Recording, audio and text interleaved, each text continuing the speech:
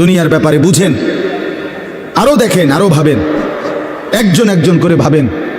দুনিয়া আরো যদি সাজান, খোদার কসম ক্ষণিকের ক্ষণিকের ক্ষণিকের অল্প সময়ের দুনিয়া চমৎকার সাজাইয়াও তৃপ্ত হইতে পারবেন না, তৃপ্ত হইতে পারবেন। এবছর চমৎকার রং দিছেন বিল্ডিংয়ে, 2 বছরের মাথাত বিভিন্ন খান দিয়া সামরা উঠিয়া এটা আবার যেই সেই, ঠিকই না বলেন? আবার রং দাও। এই সোফা চমৎকার বানাইছিল, ওই যে বার্নিশ নাই, দেখেন এই যে সোফা, এটা এই যে দেখেন, কথা বলেন না, এই সোফা এটার মধ্যে আসেনি বার্নিশ, তো এটা আবার কি করতে হইব? তো লাভ হইল কই? দুনিয়া তো ধোকা, দুনিয়া ধোকা। এই সৌন্দর্যময় চেহারা নারী 30 বছরের ব্যবধানে উনি বুড়ি, আর কেউ ফিরা এদিকে ফিরা সেফ হালায় না। আজ যেই যুবতী, যেই বেহায়া নারী, বেপর্দা মহিলা বাজারে বাজারে ঘুরতো, যৌবন, আরে সেটা তার সম্পদ না, তারটা হইলে তো নিজের হইলে তো সে কখনোই বুড়া হইতো না। আল্লাহ তাআলা বলছে, আমি যখন যৌবন শেষ করে দিলাম, তো এখন আর কোন পুরুষ তার দিকে ফিরা থুতুও বাড়ায় না। দুনিয়া এক অবস্থায় থাকে না, এক হালাতে থাকে না বাপ। এই জন্য ছেলেদেরকেও বলি, বাপ জিন্দেগি সুন্দর করো। তোমার এই হাসি থাকবে না, তোমার এই সুস্থ সুন্দর সুঠাম দেহ থাকবে না। আন্তরিকতা নিয়ে শুনলে, নিজের ভিতরে নেক মানসিকতা যদি থাকে, গ্রহণ করার মানসিকতা, তাহলে অল্প কথাতেও ফায়দা হয়। আর গ্রহণ করার মানসিকতা না থাকলেও 50 বছর শুনলেও গুনার অভ্যাস ছুটে না। দেখেন না 70 বছরের বুড়া মানুষ চা দোকানে টেলিভিশন দেখে, তাহলে এত বড় বুড়ো মানুষ, মুরব্বী, উনি এখনো যদি বিড়ি খায়, সিগারেট খায়, এখনো যদি চা দোকানে টেলিভিশন দেখে, তো ওনার এই মন্দ অভ্যাস, বদ অভ্যাস কত বছর পরে ছুটবে? উনি আরো কয়শো বছর বাঁচলে গিয়া বুঝবে এটা গুনাহ। আর ওনার আর মেয়াদ আছে কি? এই জন্য বললাম, আপনি খবর নিলে দেখবেন 30 বছর মসজিদে আসা যাওয়া করে ঠিকই, কিন্তু যথাযথ আন্তরিকতা, দিলের মধ্যে আখেরাতের কোনো মানসিকতাই নাই, নিজেকে বদলানোর অনুভূতিই নাই, ফিকিরে নাই। সোজা কথা, পরকাল বলতে কিছু, এখন যা আছি তাই। এখন সুখে থাকলে সুখী দুনিয়া, এখন দুঃখে থাকলে দুঃখী। জিফুত যদি ঠিকমতো খানা খাদ্য খাওয়ায় খুশি, ঠিকমতো খানা খাদ্য নাই দুঃখী। মানে দুনিয়া পেলে খুশি, দুনিয়া না পেলে দুঃখী। লাভ লোকসান, আয় ব্যয়, হিসাব কিতাব, সুখ আনন্দ, দুঃখ বেদনা, হাসি কান্না, আবেগ অনুভূতি, সবটাই শুধুই দুনিয়াকে কেন্দ্র। এখানে কি পেলাম? এখন কি পেলাম? এখন কি পেলাম? ইন হিয়া ইল্লা হায়াতুনা দুনিয়া নামুতু ওয়া নাহইয়া। আল্লাহ তাআলা বলেন, নাফরমান আর পাপীদের জীবন কেমন হয়? কোরআনে আল্লাহ বলছেন, তাদের অবস্থা হয় এমন যে তারা বলে জীবন কেবলই দুনিয়ারটা, আর কোথাও জীবন নেই, আর কিছু নাই। নামুতু ওয়া নাহইয়া, এখানেই মরবো, এখানেই বাঁচবো। ওমা নাহনু বিমাবউসিন। আল্লাহ বলেন, নাফরমানদের দিলের মধ্যে এই বিশ্বাস যে আমাদেরকে পুনরায় কোথাও উঠানো হবে না। আল্লাহ যে বলছেন হাসরের ময়দানে তোমাদেরকে উঠানো হবে, সুম্মা ইন্নাকুম ইয়াউমাল কিয়ামাতি তুবআসুন। আল্লাহ তাআলা বলেন, তোমাদের প্রত্যেককে কিয়ামতের দিন হাসরের মাঠে তোলা হবে। আল্লাহ বলেন, বেঈমানের দিলে এটা থাকে না। তার কথা হলো প্রাপ্তি অপ্রাপ্তি, লাভ লোকসান, ভালো মন্দ, হাসি আনন্দ, দুনিয়া।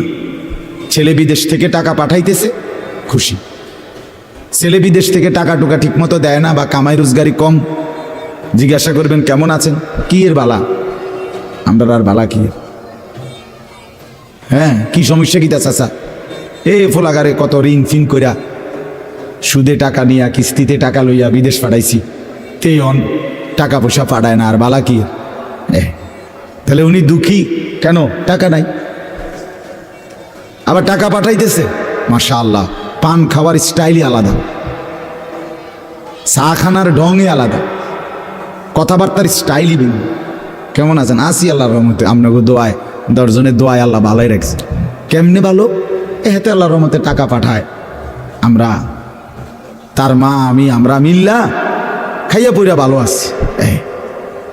তাহলে ভালো থাকে দুনিয়া, ভালো থাকলে ভালো নাই দুনিয়া, ভালো না থাকলে তো আখিরাত, কবর, মৃত্যু পরবর্তী জিন্দিগি, সের জন্য কি ব্যাপার?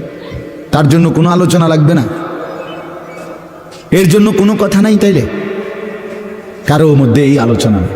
স্বামী স্ত্রী পরস্পরের আলোচনা, এই ঘর সংসার বাজার, খাট ফার্নিচার পালং সোফা, হ্যাঁ,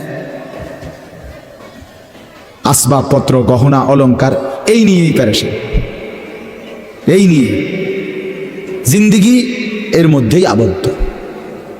তো আখিরাত তাহলে কার জন্য? পরকাল কার জন্য?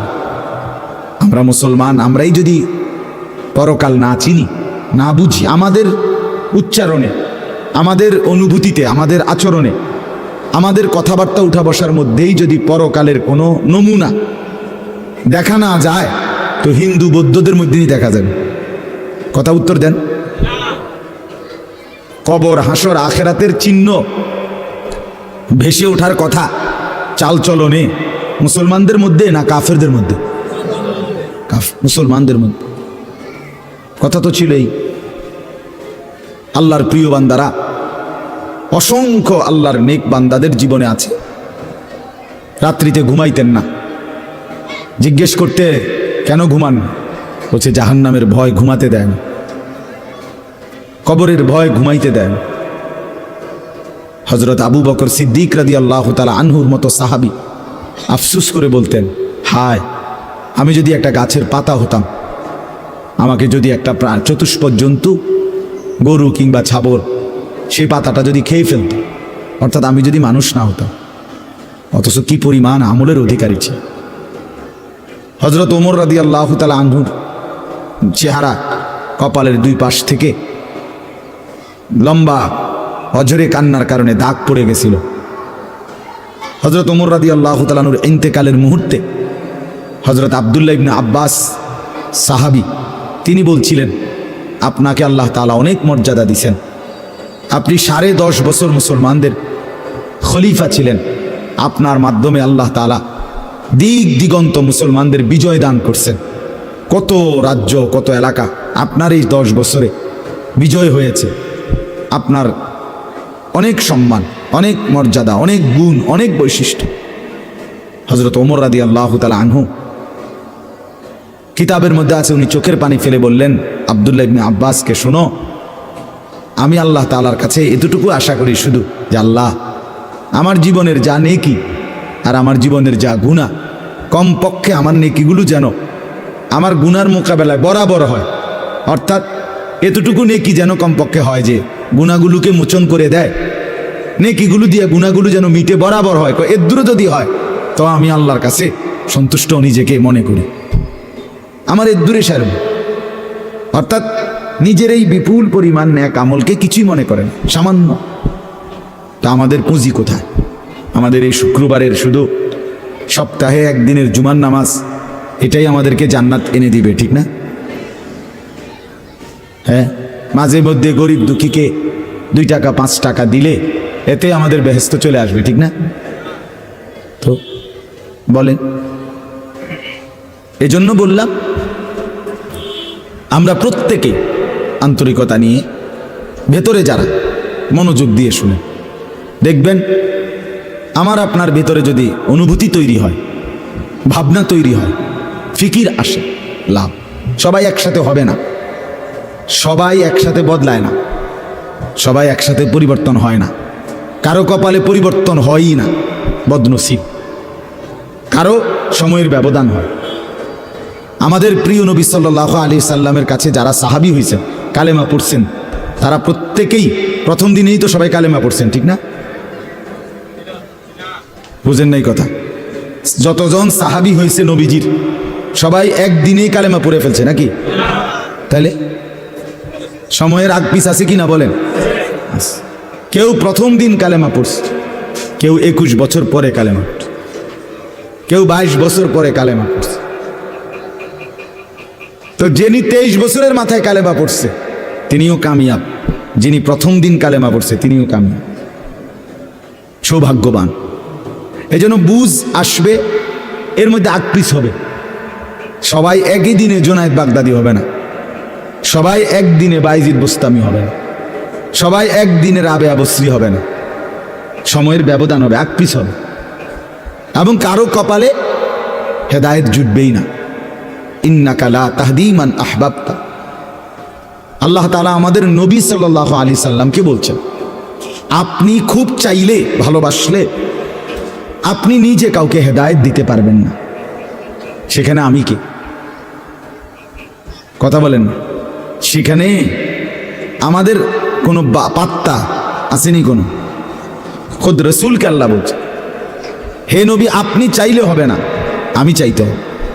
ওয়ালাকিন্নাল্লাহা ইয়াহদি মান ইয়াশা, বরং আমি আল্লাহ যাকে চাই আমি তাকে হেদায়েত দান করি।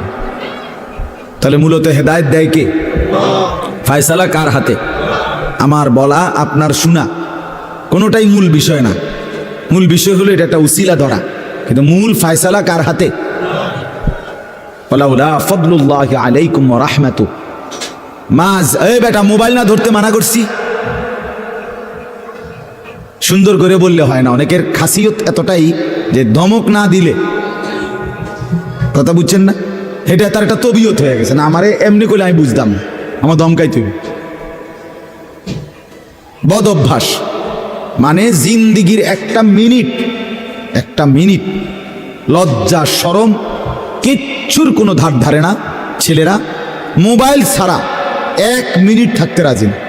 এবারে মা দেখুক, নাহলে বাফে দেখুক, নাহলে হুজুর দেখুক, নাহলে একবার আব্দুল কাদের জিলানি দেখুক, আমার এতে কোনো অসুবিধা নেই। আমার দরকার মোবাইল আছে, আমি আছি, খালাস। আমার জিন্দিগির এবার ইজ্জত থাক বা না থাক, আমার চরিত্র থাকুক বা না থাকুক, আমার আল্লাহ খোদা আখেরাত পরকাল কিচ্ছু না থাকুক, আমার মোবাইল আছে, খালাস, আমার জিন্দিগি সার্থক।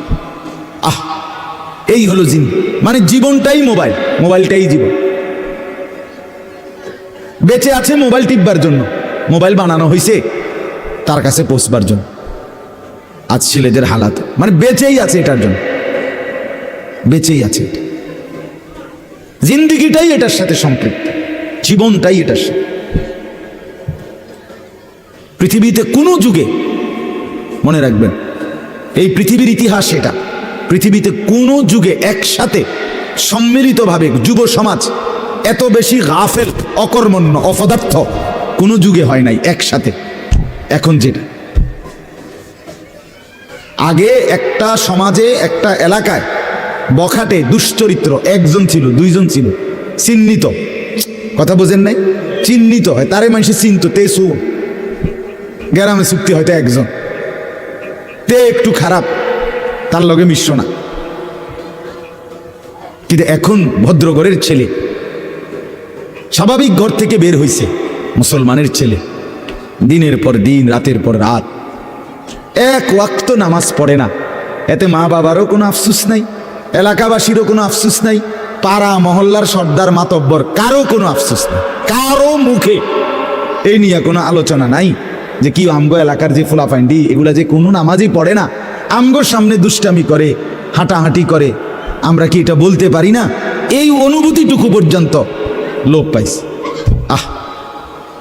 এত দুর্ভাগ্য মুসলমানের ইতিহাসে আর কখনো হয় না। বেনামাজি আগেও ছিল, কথা বোঝেন নাই, বেনামাজি আগেও ছিল, এতটা গাফেল আগে ছিল, মা বাপ এত অসচেতন আগে ছিল।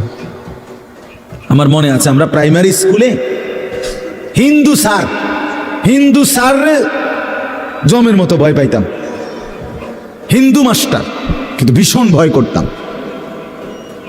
স্যারে দেখলে মাইরা লেবে, এতটা ছিল একটা সময়। কত আজ থেকে 500 বছর আগে, ঠিক না? আমার বয়স ধরেন 500 বছর, আমি আদি যুগের মানুষ, এরম নি তো আমার বয়স 42 বছর রানিং শুরু হয়েছে, 41 শেষ হয়েছে, তাহলে 30 বছর আগের কথা। আমার পড়ালেখার প্রাইমারি ছোটবেলার জীবন 30 বছর আগের কথা না, 30 বছর আগে। তাহলে এই জন্য বললাম জিন্দিগিটা মোবাইলটার উপরে তুলে দিস। হাসি কান্না আনন্দ বেদনা, হাসলে কাশলে, পেশাব পায়খানা টয়লেট বাথরুম, হ্যাঁ হোটেল রেস্তোরাঁ পার্ক, যেখানে যখন যাবে 24 ঘন্টার মেইন কাজ আগে একটা ছবি উঠানো।